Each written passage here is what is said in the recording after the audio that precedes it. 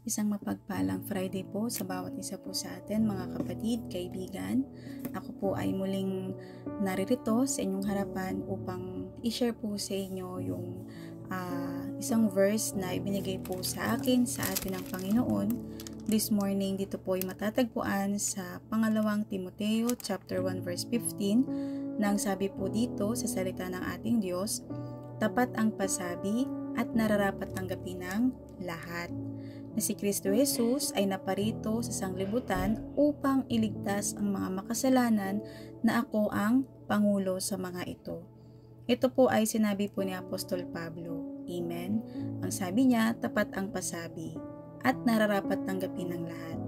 Tapat ang pasabi, ibig sabihin totoo ang mga sinasabi, totoo ang pasabi na nararapat po nating tanggapin, nararapat tanggapin ng lahat. Amen po. Na ano daw po ang ating tatanggapin sa buhay natin? Yun ay si Jesus Christ. Na si Jesucristo, si Jesus Christ ay naparito sa sanglibutang ito. Upang ano daw po? Upang iligtas ang mga makasalanan, na ako ang pangulo sa mga ito. Si Apostol Pablo po, bago po siya ma-born again, bago siya maging Kristiyano or bago siya kumilala kay Kristo, ang buhay po niya noong mga panahon na yon, amen, siya po yung hindi tumututol na hulihin yung mga Kristiyano, ikulong, yung iba patayin, at sumasang-ayon po siya dito. At isa din siya sa mga nagpapahuli, yan, nagpapahuli sa mga Kristiyano, amen. Then, kasi nga, meron po si Pablo na ibang paniniwala, amen, na hindi niya pa, kumbaga sa buhay niya, hindi niya pa nakikilala ang Panginoon sa buhay niya. At yun nga, para sa kanya na isa siyang makasalanan at pangulo sa mga ito. Bakit po niya nasabing pangulo siya ng makasalanan? Kasi yun nga po na yung mga Kristiyano, amen, hinuhuli niya at hinahayaan niya na patayin ang mga ito. Amen po. Pero nung na-encounter niya si Jesus Christ, nabago po yung buhay niya. Amen po. Kaya para sa kanya, amen po, naligtas po siya. Naligtas yung buhay niya nung nakilala niya, na-encounter niya si Jesus sa buhay niya. And ganun din po tayo, mga kapatid, sa buhay natin, no? Na kahit gaano man tayo makasalanan, madumi, amen, dahil sa sin, sa kasalanan, kayang-kaya po tayong baguhin ng Panginoong Hesus. At ang Diyos natin, si Jesus Christ, siya po yung ating tagapagligtas. Amen po. Kaya niya tayong ialis doon sa bagay na nagbibigay ng pahamak sa ating buhay.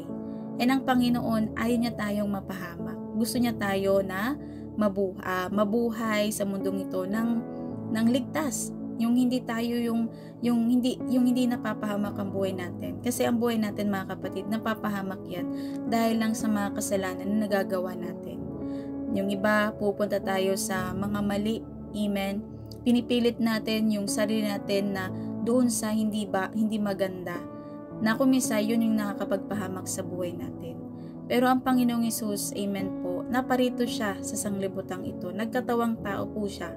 Ibinaba siya ng Diyos dito sa lupa para maging tao, para po iligtas po tayo, para matupad yung pangarap ng Diyos sa atin, yung maligtas tayo through Jesus Christ. Kaya ikaw, amen, kilalanin mo ang Panginoong Hesus sa buhay mo.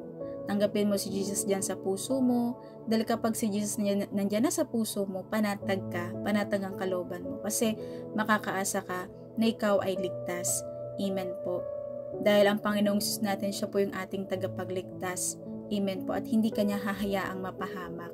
Amen po. Kapag andyan na si Kristo sa buhay mo at nilalakaran mo siya, amen, sinasapamuhay mo yung salita niya, amen po, tiyak, amen po, magkakamit ka na ng buhay na walang hanggan na ipinangako ng Diyos sa buhay mo through Jesus Christ.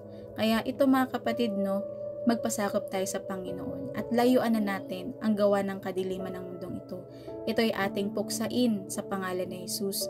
Amen. At magpasakop tayo sa ating Diyos Ama, ating Panginoong Jesucristo, na may lalang sa ating buhay at may kapangyarihan para iligtas tayo sa masama. Yan lamang, mga kapatid. God bless us all.